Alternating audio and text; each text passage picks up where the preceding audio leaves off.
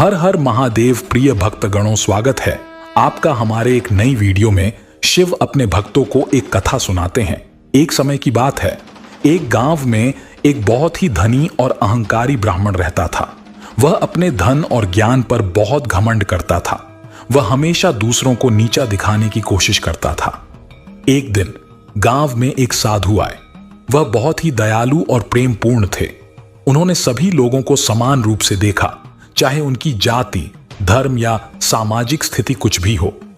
साधु ने ब्राह्मण से कहा, भगवान सभी में समान रूप से रहते हैं। हमें दूसरों के साथ प्रेम और सम्मान के साथ व्यवहार करना चाहिए। ब्राह्मण को साधु की बातें पसंद नहीं आईं। उसने साधु को कहा, तुम एक मूर्ख हो। भगवान केवल उच्च जाति के लोगों को ही आशीर्वाद देते हैं। साधु ने ब्राह्मण को कहा, तुम गलत हो। भगवान सभी में समान रूप से रहते हैं। ब्राह्मण और साधु के बीच बहस शुरू हो गई। बहस इतनी तीखी हो गई कि ब्राह्मण ने साधु को गाली दे दी। साधु ने ब्राह्मण को कहा, तुमने मुझे गाली दी है, अब तुम्हें इसका परिणाम भुगतना होगा। साधु ने अपनी आंखें बंद कर लीं और कुछ मंत्र पढ़े। अचानक ब्राह्मण के शरीर पर काले धब्बे दिखाई देने लगे।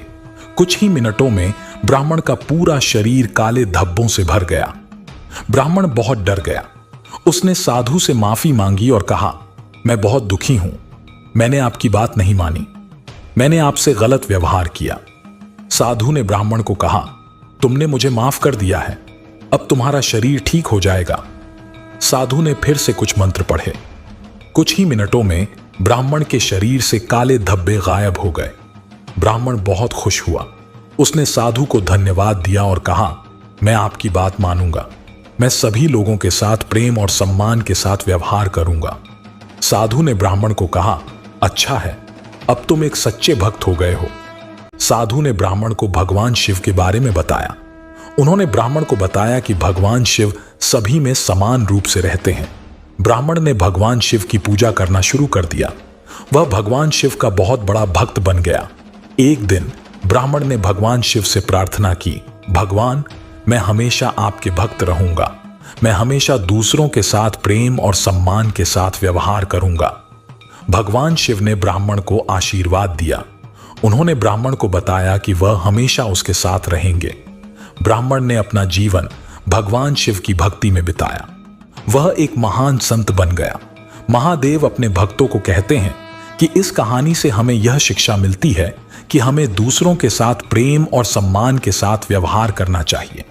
हमें किसी की जाति, धर्म या सामाजिक स्थिति के आधार पर भेदभाव नहीं करना चाहिए।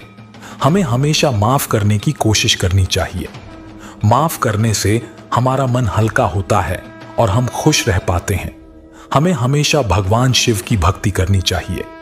भगवान शिव हमें हमेशा मार्गदर्शन करते हैं और हमें सही रास्ते पर ले जाते हैं। शिव अपने भक्तों को कुछ रोचक बातें बताते हैं कि माफ करना एक महान गुण है, लेकिन यह हर किसी के लिए नहीं होता है। ऐसे लोग होते हैं जो बार बार आपको दुख पहुंचाते हैं और फिर भी आप उन्हें माफ कर देते हैं। ऐसा करने से आप केवल खुद को और अधिक दुखी करते हैं। ऐसे लोगों को माफ न करना सीखें जो बार बार आपको नुकसान पहुंचाते हैं। इससे आपका मन और आत्मा मुक्त हो जाएगी। आपके जीवन में सकारात्मकता आएगी और आप खुश रह पाएंगे।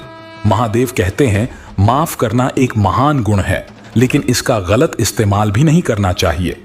ऐसे लोगों को माफ न करना सीखें जो बार बार आपको नुकसान पहुंचाते हैं। इससे आपका जीवन बेहतर बनेगा। जो दूसरों को माफ नहीं कर सकता, वह खुद को भी नहीं माफ कर सकता। माफ करना एक शक्तिशाली शक्ति है।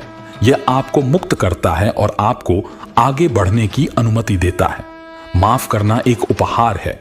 यह उस व्यक्ति को क्षमा नहीं करता है जिसने आपको चोट पहुंचाई है, बल्कि यह आपको चोट पहुंचने से बचाता है। माफ करना एक दयालु कार्य है। यह दुनिया को एक बेहतर जगह बनाता है।